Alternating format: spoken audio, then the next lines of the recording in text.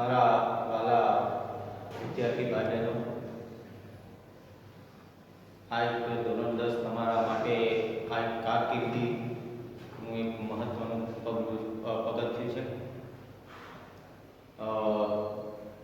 આમાં આ વર્ષે બે બાબતો તમારે જાણવાની છે: કારકિર્દી અને આરોગ્ય. હવે આપણે જ્યારે ઓનલાઈન શિક્ષણ શરૂ કરી રહ્યા છે, એમાં આપણે સામાજિક વિજ્ઞાનમાં ધોરણ 10 માં પ્રકરણ નંબર 1 જે ઇતિહાસમાં ભારતનો વારસો એના વિશે આપણે વાત કરવાની છે. હવે થોડી પુસ્તક વિશે થોડી માહિતી આપી દઉં. પ્રકરણ 1 થી 7 ઇતિહાસના 1 થી 7 છે, જ્યારે 8 થી 14 એ ભૂગોળના છે, 15 થી 21 એ અર્થશાસ્ત્ર વિષયના છે. આ રીતે વિભાજિત કરવામાં આવ્યું છે આપણા સામાજિક વિજ્ઞાન. હવે ઇતિહાસમાં પ્રકરણ 1 થી માંડીને 7 જે છે એમાં આપણા વારસા વિશે ભણવાનું છે. શરૂઆતમાં આપણો ભારતનો વારસો આવશે, પછી આપણા ભારતના લોકોએ જે કંઈ સર્જન કર્યું છે એ સાંસ્કૃતિક વારસા વિશે ભણવાનું છે, જેમાં શિલ્પ સ્થાપત્ય આવશે, જુદી જુદી કલાઓ વિશે આવશે, સાથે સાથે વિજ્ઞાન ટેકનોલોજીની પણ એમાં કેટલા આપણે આગળ હતા એના વિશે પણ વાત આવશે. આ રીતે 1 થી 7 પ્રકરણ આપણે ઇતિહાસમાં ભણવાનું છે. હવે પહેલું પ્રકરણ એના વિશે આપણે શરૂઆત કરીએ, ભારતનો વારસો. હવે દરેક પ્રકરણના આપણે ગુણભાર પણ આપેલા છે. બોર્ડના પરિપત્ર પ્રમાણે દરેક પ્રકરણ વાઇઝ જે ગુણભાર આપવામાં આવ્યો છે, એમાં આ પ્રકરણનો ગુણભાર છે 4 માર્ક્સનો.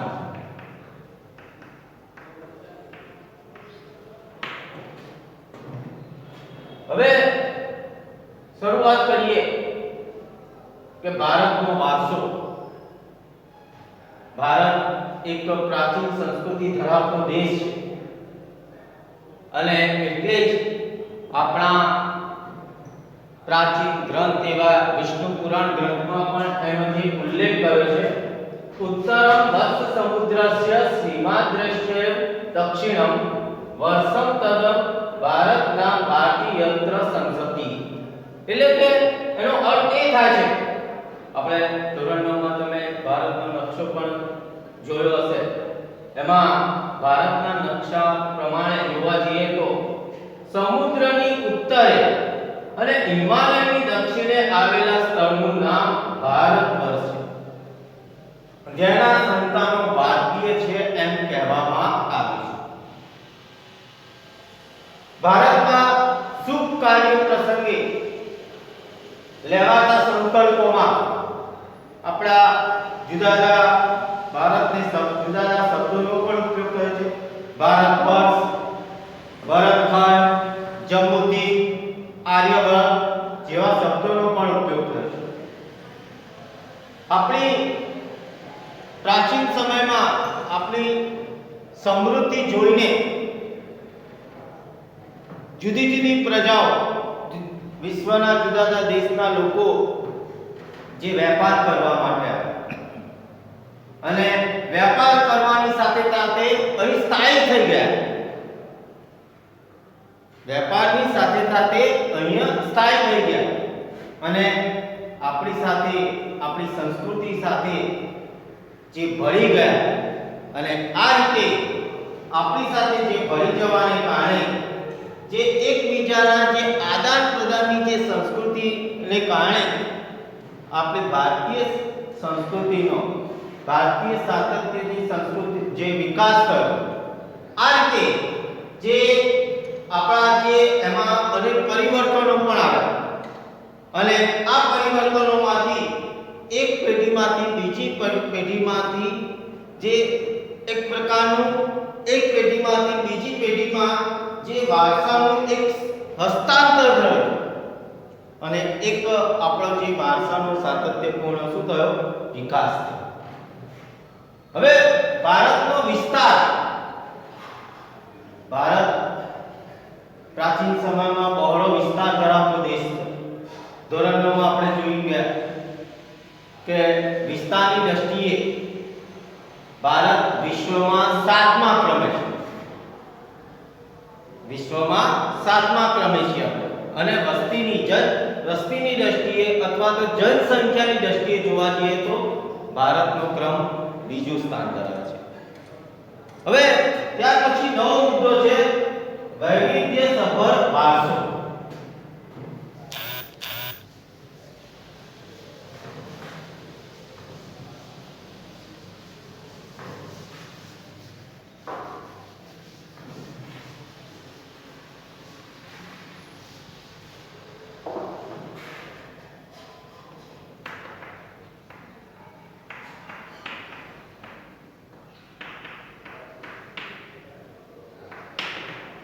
ભારતનો વૈવિધ્યસભર વારસા વિશે વાત કરીએ તો ભારતની ભૂમિએ આપણને અને વિશ્વને ઘણું બધું આપ્યું. આપણો વારસો એક પ્રકારનો છે કે ભારતની ભૂમિ એક પ્રકારની છે કે ભારતના લોકોને અને વિશ્વને સમૃદ્ધ અને વૈવિધ્યસભર જે વારસો આપે છે. અને એટલે જ આપણે જે આપણી ભારતીય સંસ્કૃતિ હંમેશા કેવી રહી છે? ભારતીય સંસ્કૃતિ શાંતિપ્રિય અને વ્યાપારી રહી છે.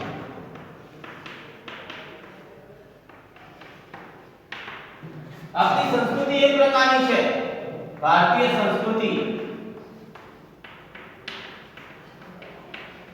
જેમાંથી સત, ચિત્ત અને આનંદનો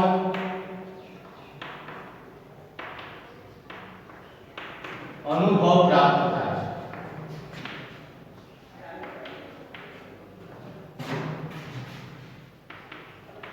આપણી સંસ્કૃતિ એક પ્રકારની કે એના કારણે સત, ચિત્ત અને આનંદનો અનુભવ પ્રાપ્ત થાય છે.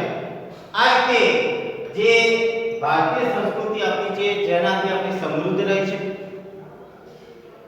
આપણી સંસ્કૃતિ એટલે કે સિંધુ ખીણની સંસ્કૃતિના લોકોથી આ દિન સુધી જે આપણી સંસ્કૃતિને જે સમૃદ્ધ બનાવવામાં જે મહત્વનો જે જુદા જુદા વ્યક્તિઓ જે ફાળો આપે છે,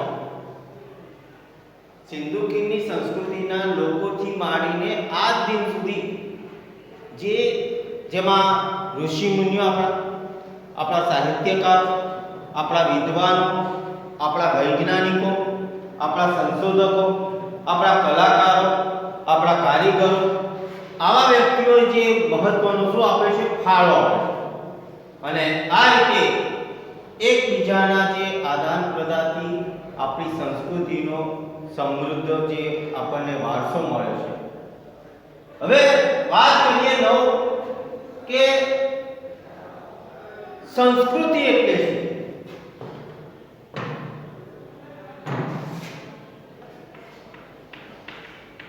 સંસ્કૃતિ એટલે શું? સંસ્કૃતિ એટલે જીવન જીવવાની રીત. જીવન જીવવાની રીત. દેશ હોય કે સમાજમાં આજે અનેક પરિવર્તનો થતા જોવા મળે છે. સમાજમાં આપણી પરંપરાઓ, આપણા રીત રિવાજો, એમાં થતા જે ફેરફારો, જેના કારણે સંસ્કૃતિનો જે વિકાસ થાય છે. આ સિવાય સંસ્કૃતિનો બીજો અર્થ છે માનવ મનનું ખેડાણ.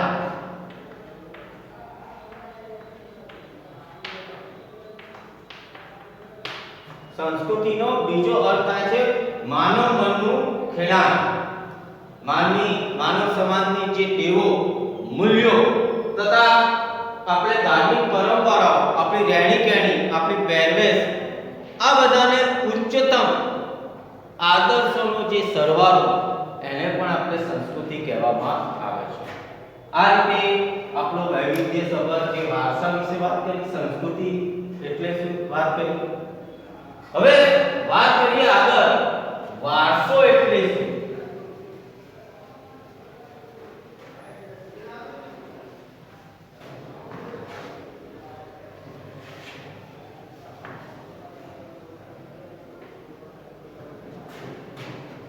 જો તમારે જે પ્રકરણમાં વાત કરીએ તો કે સંસ્કૃતિ એટલે શું, એ 2 માર્ક્સના પ્રશ્નોમાં પૂછાય. વારસો એટલે શું, એ પણ 2 માર્ક્સના પ્રશ્નોમાં પૂછાય.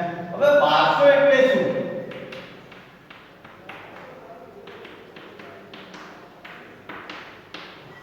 વારસો એટલે એક પેઢીમાંથી બીજી પેઢીને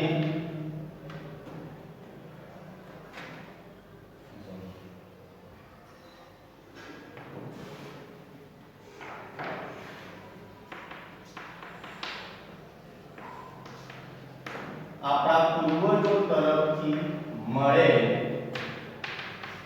અમૂલ્ય ભેટ. વારસો એટલે આપણા પૂર્વજો તરફથી મળે અમૂલ્ય ભેટ.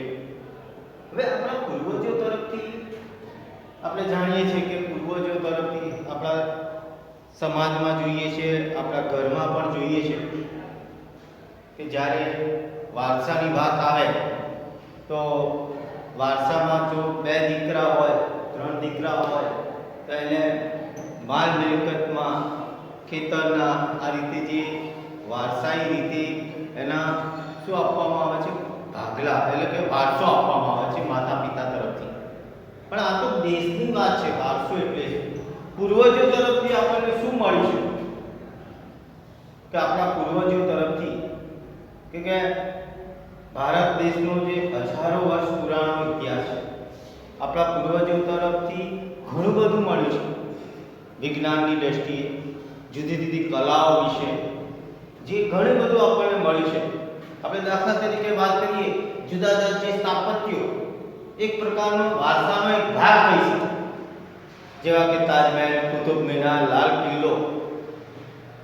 આ અગાઉના જે કારીગરો દ્વારા, કલાકારો દ્વારા જે કંઈ સર્જન કર્યું છે એ વારસાનો એક ભાગ છે. એટલે વારસો એને કહેવામાં આવે છે કે આપણે વાત કરીએ કે આજે આપણો ઇતિહાસ કહે છે, ભારતનો ઇતિહાસ હજારો વર્ષ પુરાણો ઇતિહાસ છે. આપણા પ્રતિજ્ઞા પત્રમાં પણ જોઈએ છે, ભારત મારો દેશ છે, અમે સૌ મારા વારસા પ્રત્યે, સમૃદ્ધ વારસા પ્રત્યે આપણે શું ધરાવીએ છીએ, ગૌરવ ધરાવીએ છીએ, એવો ઉલ્લેખ પણ કરવામાં આવે છે. હવે વારસાના 2 પ્રકાર છે. વારસાના 2 પ્રકાર, એના વિશે આપણે વાત કરવાની છે.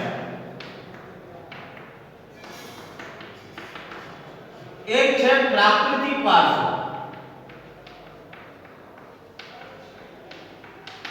અને બીજો છે સાંસ્કૃતિક વારસો.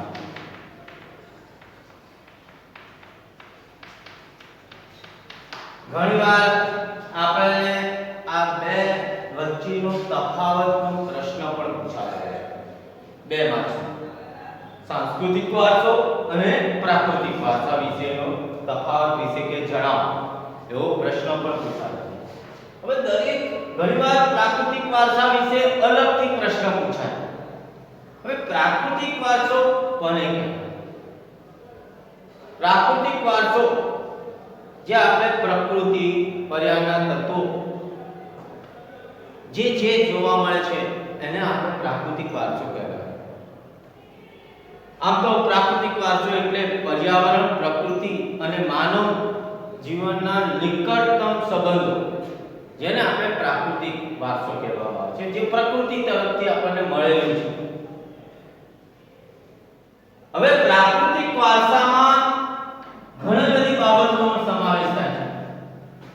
પ્રાકૃતિક વારસામાં નદીઓ, ઝરણા, પર્વતો, મેદાનો, રણ પ્રદેશો, ખીણ પ્રદેશો,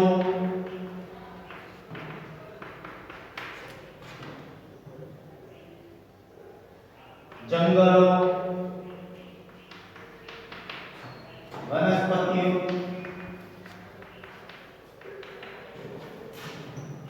પશુ પક્ષીઓ, જીવ જંતુઓ,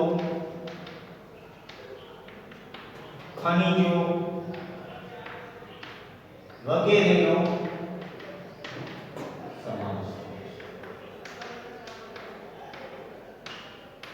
આપણા પ્રાકૃતિક વારસામાં નદીઓ, ઝરણા, મેદાનો, રણ પ્રદેશો, ખીણ પ્રદેશો, વનસ્પતિઓ, આ સિવાય પશુ પક્ષી, જીવજંતુઓ, ખનિજો વગેરેનો આપણો સમાવેશ થાય છે.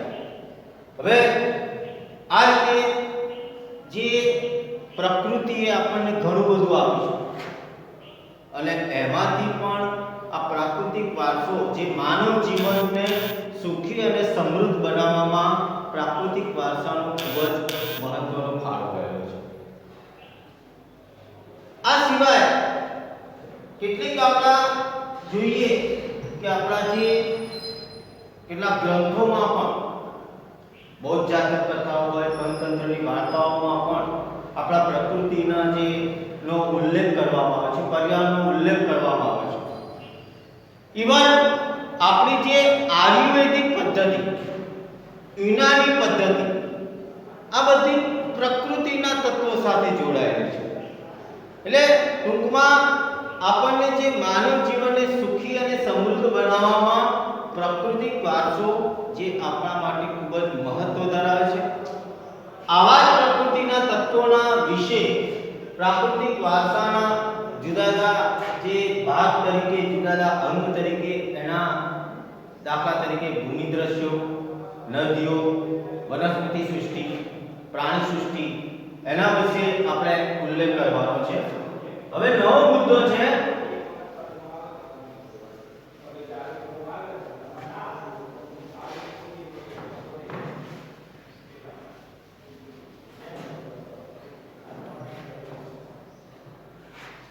પ્રાકૃતિક વારસાના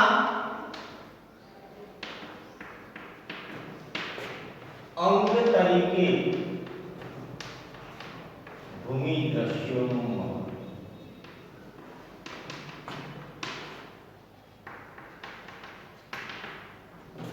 ભૂમિ દ્રશ્ય એટલે શું? ભૂમિ પર જોવા મળતા દ્રશ્ય. પ્રાકૃતિક વારસાના અંગ તરીકે ભૂમિ દ્રશ્યોનું મહત્વ, જેમાં આપણે જોઈએ છે ભૂમિ ઉપર જોવા મળતા દ્રશ્યોમાં પર્વતો, મેદાની પ્રદેશો, રણ પ્રદેશો, ઉચ્ચ પ્રદેશો, દરિયા કિનારો, આ બધા જે ભૂમિ દ્રશ્યોનું સર્જન થાય છે. પણ આપણે દાખલા તરીકે હિમાલય પર્વતની વાત કરીએ,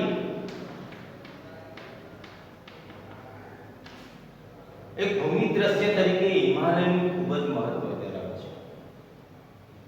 કારણ કે હિમાલય પર્વત જેમાં અનેક એમાંથી નીકળતી, આ પર્વતમાંથી નીકળતી નદીઓ, ઝરણા, અહીં જોવા મળતા જે જંગલો, અહીં જોવા મળતા જે પશુ પક્ષીઓ, જે અદ્ભુત જોવા મળે છે. હિમાલય પર્વત જ્યાં ખનિજો પણ જોવા મળે છે, સાથે સાથે અહીંયા વાત કરીએ તો અહીં કેટલાક પવિત્ર યાત્રાધામો પણ આવેલા છે. કેદારનાથ, બદ્રીનાથ, ગંગોત્રી, જમનોત્રી, જે માનવ જીવનને સુખી અને સમૃદ્ધ બનાવવામાં જે મહત્વનો ફાળો આપે છે. સાથે સાથે અહીં કેટલાક બરફથી છવાયેલા શિખરો પણ આવેલા છે. એ પણ અદ્ભુત અને આહલાદક લાગે છે. આમ જોવા જઈએ તો પ્રાકૃતિક વારસાના અંગ તરીકે હિમાલયનું મહત્વ ખૂબ જ અહીં વધારે પડતું જોવા મળે છે. ત્યાર પછી નવો મુદ્દો છે પ્રાકૃતિક વારસાના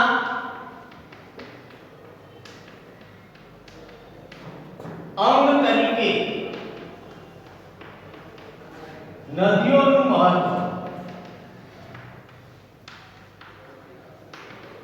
નદીઓ આપણને પ્રાચીન સમયથી જે ઉપયોગી રહી છે. દુનિયાની મોટાભાગની જે સંસ્કૃતિની વાત કરીએ, દુનિયાની મોટાભાગની સંસ્કૃતિનો વિકાસ નદી કિનારે જ થયેલો જોવા મળે છે. ચાહે આપણી સિંધુ ખીણની સંસ્કૃતિ સિંધુ નદીના કિનારે, મિસર સંસ્કૃતિ નાઇલ નદીના કિનારે, મેસોપોટેમિયા સંસ્કૃતિ એટલે કે આજનું જે ઈરાક જે છે યુફ્રેટીસ અને ટેગ્રીસ નદીના કિનારે જોવા મળે છે. આવી દુનિયાની મોટાભાગની સંસ્કૃતિનો જે વિકાસ આ નદી કિનારે વિકાસ પામે છે.